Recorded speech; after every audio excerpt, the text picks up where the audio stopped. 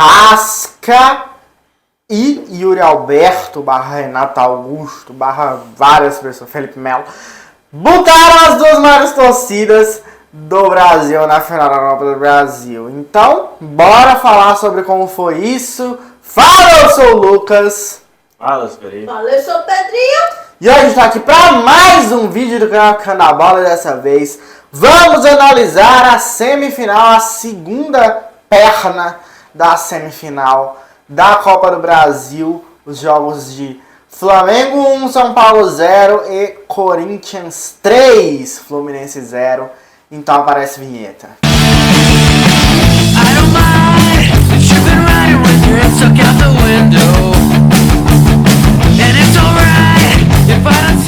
Vamos começar por Flamengo e São Paulo. Nesses dois jogos, o São Paulo ele mostrou alguma coisa de bom e de talvez alguma força para tentar reagir no começo do primeiro tempo e no começo do segundo só. E no começo do segundo já foi menos. Do meio por fim, já do primeiro tempo, o Flamengo tomou conta total do jogo. No começo, e não era que no começo o São Paulo estava muito melhor como foi no primeiro jogo e perdeu a oportunidade de ganhar o Flamengo no Morumbi. E tava um jogo pau, um jogo lá e cá, com boas chances dos dois lados. Depois o Flamengo foi mais botando a bola no chão, foi cadenciando, foi tomando conta do jogo mesmo. O São Paulo parou de criar tudo. Parou de criar, não criava mais nada.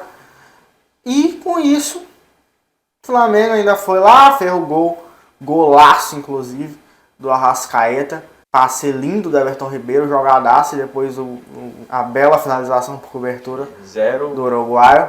0, nervoso na frente do goleiro. Pois é. E segundo tempo o São Paulo volta, como eu disse, chega a competir ali no começo também de novo, mas não rola, não chegou perto de ter a reação que precisava ter. E com isso, Flamengo é mais uma final. Nesse ano, nesses anos, Flamengo é mais uma final. Apesar de que a Copa do Brasil não era uma que eles tinham chegado, né? Ainda essa geração, digamos assim. Que já tá virando outra geração. Um feito, né, que eles estão na final da Libertadores e Copa do Brasil ao mesmo tempo. E só aconteceu 3 vezes, que foi em 1995 com o Felipão. O Felipão tá em tudo, basicamente. E em 2020 com o Abel e agora o Dorival, o Flamengo, né. O Abel que ganhou as duas, o Felipão que ganhou só a Libertadores. E agora vamos ver o Dorival. O Flamengo foi para campo no seu 4-4-2 de sempre, né, com Losango no meio campo e os dois atacantes mais na frente, Pedro e Gabriel Barbosa, tocando muita bola no meio. O São Paulo também tocava muita bola no meio, já numa outra formação, né? No 4-2-3-1, o Luciano jogando como um meia, praticamente ali, Patrick aberto por um lado. E o Alisson aberto pela direita ali, com o Caleri centralizado na frente, também tocando muita bola no meio. Defensivamente, os dois times marcando muito forte, né? Principalmente São Paulo precisando do resultado, tentava mesmo fazer uma marcação ali para roubar a bola do Flamengo, mas não teve força, não teve realmente capacidade. O São Paulo não rolou, não chegou perto, como eu falei. Ele não fez uma partida horrorosa. Chegou perto de recuperar o placar, né? Pois é, não foi uma partida horrorosa. Foi uma. Se num contexto isolado, se é um jogo de Brasileirão, não era motivo de crise, eu acho. Mas no contexto do que precisava ser feito, não chegou perto. Porque interfere também até no que o Flamengo faz. O Flamengo, no Brasileirão, talvez tivesse outra postura. Mas, realmente, o São Paulo não chegou perto de reverter o placar. Ele chegou perto de fazer um gol ou outro. Se tivesse aproveitado, talvez tivesse recuperado. Mas, né, tem que fazer. O Flamengo também, não foi um jogo que... se o São Paulo perdeu uns, o Flamengo perdeu também. Exato. Os dois estavam criando. Como falo, foi lá e cá. Mas agora indo para São Paulo, estádio, não um time, para Itaquera, mais especificamente na Neoquímica Arena. Corinthians 3, Fluminense 0. Um jogo em que também não chegou perto quem perdeu. Um pouco exagero também, mas Eu não diria que o jogo refletiu, ou o resultado refletiu o que foi o jogo, por exemplo. Podia não ser 3-0. Pois é, 3-0 dá a impressão de que, né? 2-0, 3-1 talvez fosse melhor. Mas foi para 1-0 só também como tava até o finalzinho não. Sim. O Corinthians foi bem melhor o jogo inteiro. O primeiro foi um absurdo, um amasso, não teve papo. O primeiro tempo foi só o Corinthians. Teve um perto ali dos 25, 26 minutos, um período ali de pressão curto do Fluminense, mas o resto foi só o Corinthians. Na reta final, os últimos 5 minutos, baixou um pouquinho a marcação, mas o Fluminense também não fez muita coisa. Foi Corinthians do início ao fim no primeiro tempo. No segundo, continuou baixando, apesar de que marcava ainda lá em cima, principalmente na saída de bola, que inclusive precisamos falar de Fábio aqui.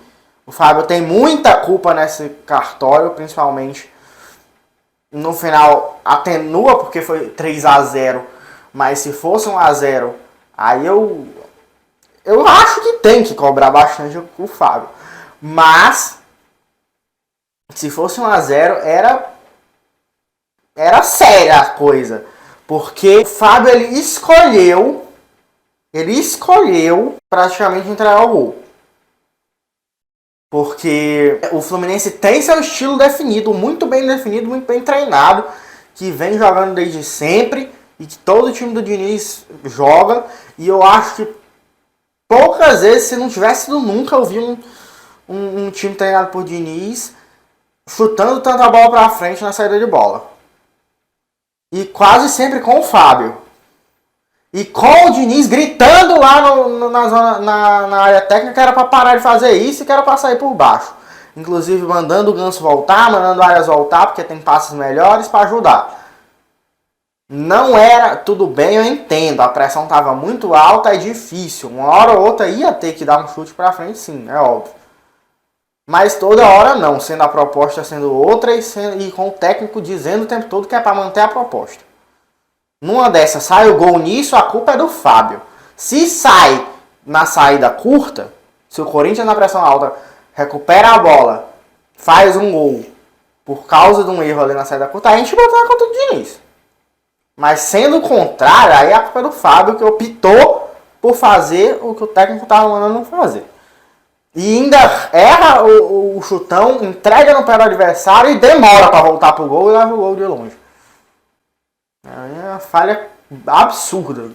Pois é, o Fábio que é um gigantesco goleiro e fez algumas grandes defesas nesse jogo também. Mas isso é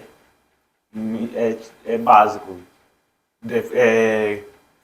Obedecer o treinador. Eu sempre até já falei, não sei se aqui, que eu acho o Fábio não tem muito a ver com o estilo de Diniz. Assim como o Cássio também, são dois goleiros que não são bons com os pés. E o Vitor Pereira, bem menos que o Diniz, mas também usa muito o goleiro, o pé. O futebol em si, né, vai evoluindo e o goleiro cada vez mais precisa do pé. Mas o Fábio passou o ano aí de titular do Fluminense, basicamente. E eu não me lembro de um caso como esse, quando acabou por acontecer quando menos podia, eu acho. E no segundo tempo, o Corinthians ficou mais nos contra-ataques. O Fluminense cresceu, entrou o Natan no lugar do Wellington, quando não lembrava nem que existia, muito menos que estava no Fluminense. E isso é uma coisa a se falar também. O Fluminense foi sem sua dupla de volante titular, né? O André e o Nonato não jogaram, foi o Wellington e Martinelli. Então, o Nonato foi o Ludogorets na Bulgária e o André foi suspenso, o que eu acho que realmente mata muito do Fluminense.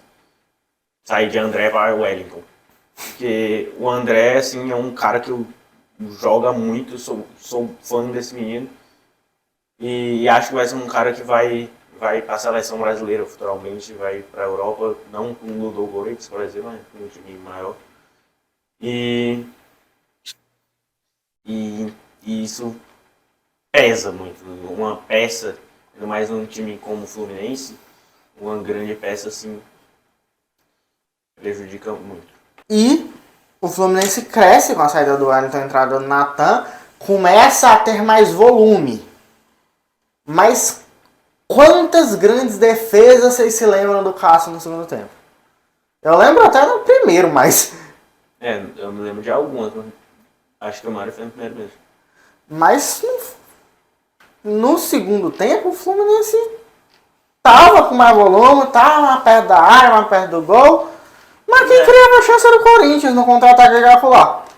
O Fluminense chegava ali perto da área, pecava muito no último passe, teve hora que a bola bateu num jogador e aí afastavam, era tudo.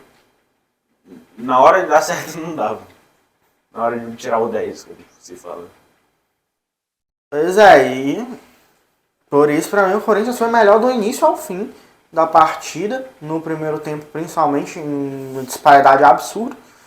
E assim, acho que um 2x0, um 3x1 seria um pouco mais o que aconteceu no jogo refletido no placar, mas um 3x0 também pra mim não tá tão longe não. Taticamente, o Corinthians ele alternava num 4-2-3-1 com 4-3-3, era o do Queiroz ficava nesse vai e vem, às vezes estava alinhado com o Renato Augusto, às vezes estava alinhado com o Fausto Vera. Já o Fluminense no seu 4-2-3-1 ali de sempre, os dois times que gostavam muito de rodar a bola ali no meio de campo.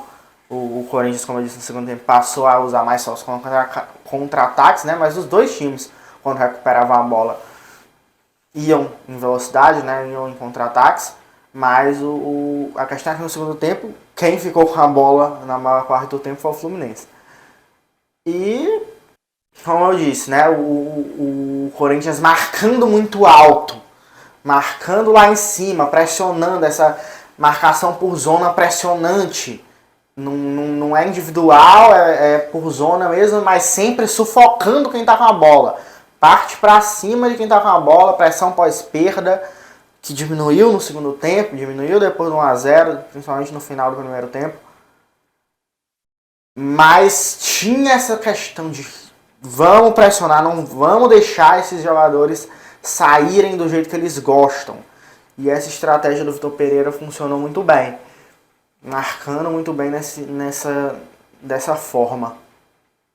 E o Fluminense era um pouco mais individualizada nessa marcação, com encaixes ali, as perseguições não eram até o fim, mas tinham os encaixes individuais ali sim. Fluminense eliminado, o Cano ninguém nem viu no jogo, o Ganso jogou bem, mas a dupla ali, né, Cano e Ganso, o Cano ficou sumidaço. Sufocado. Aí ficou meio que o maluco baixo, né? E no meio de Gil e Balbuena, que jogaram. A defesa do Corinthians jogou bem, assim. A gente fala que o Fluminense não conseguiu criar muitas chances claras. Isso passa, obviamente, pela defesa do Corinthians, né? Principalmente quando a gente diz que o time teve volume, teve perto da área. Ninguém fica perto da área, tem volume, não entra na área, não faz um gol, porque quer. Obviamente a defesa ali teve um papel muito importante em anular esses jogadores. Flamengo e Corinthians foram na final. Flamengo e Corinthians, dois times, os dois têm 3 Copas do Brasil. Os dois em busca do Tetra, os dois ali com chance de empatar com o Palmeiras, né? E serem os primeiros fora os top, os absurdos, os maiores times da competição, que são o Cruzeiro e o Grêmio, que simplesmente botam esse papo no bolso, apesar da má fase dos últimos anos.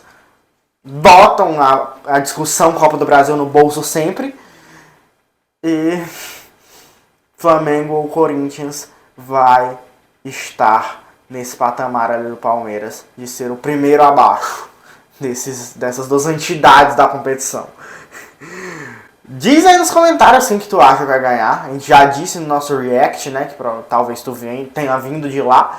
Mas a gente disse no react do Fute Paródias quais são os nossos palpites para esse título.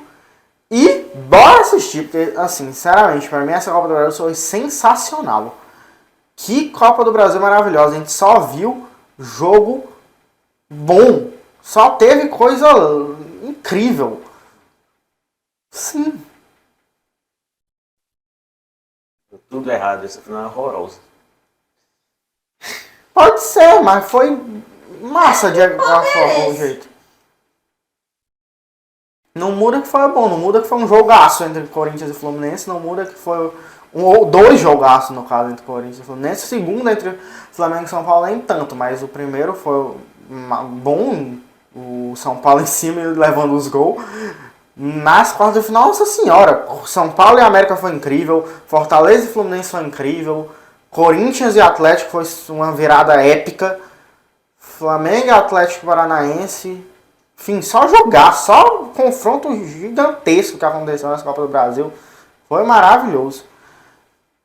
Inclusive, pra mim, dá de 10 no que foi a Libertadores. E é isso. Se gostou desse vídeo, dá o like, se inscreve e mostra para seus amigos darem a opinião deles também, que aí o YouTube vai estar recomendando mais pra ti os nossos vídeos. Se não gostou, dá dislike, segue a gente nas redes sociais que estão na descrição do vídeo. E é isso. Tchau. Tchau.